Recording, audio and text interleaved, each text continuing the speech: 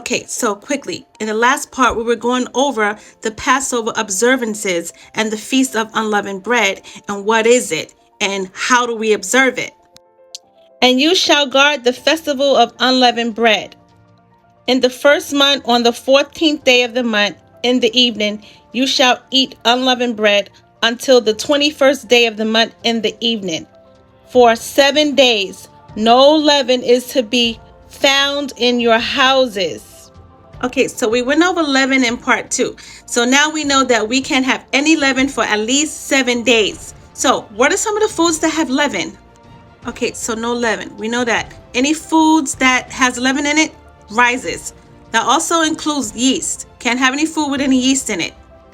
That would be all your cookies, all your cakes, all your buns, all your rolls, all your breads, pasta, even certain legumes like beans. Can't have that. Even certain liquors, certain alcohol, you cannot have for 7 days. It's almost like a fast. All your wines must be kosher. If you drink beer, your beer must be kosher. Okay, can't go over too much because time won't permit it. But foods that rise or swells up. Beans, rice, lentils, peanuts, even the oils that come from these certain foods, you can't have those oils either. Okay, so there are 5 grains that you cannot have or foods that contain it. Wheat, spelt, barley, oats, and rye. These grains, they swell up, so you cannot have these during the Passover. And also, make sure you don't cook anything with self-rising flour. You can't have that during Passover because of the leaven. Alcohols with whiskey, bourbon, and scotch, even with rye, you cannot have because those are made with fermented grains. Okay, so these are some of the things that are forbidden during the Passover, so you can start getting rid of some of these foods now.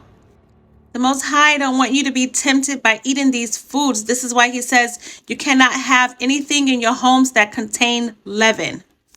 It is so important that we keep this everlasting law with Yah. It's his covenant between him and us, which separate us and which identifies us as Yah's chosen people. This is one of Yah's biblical laws that still stands today. No, we don't have to make any sacrifices with animals because Yeshua did that for us, but we must stay in the covenant of the Most High and keep his everlasting law. When the Passover approaches and you still find that you have these things in your cabinets, I suggest you pack them all up in a box, stick them in the garage somewhere, tape the box up, stick it in the garage somewhere, or just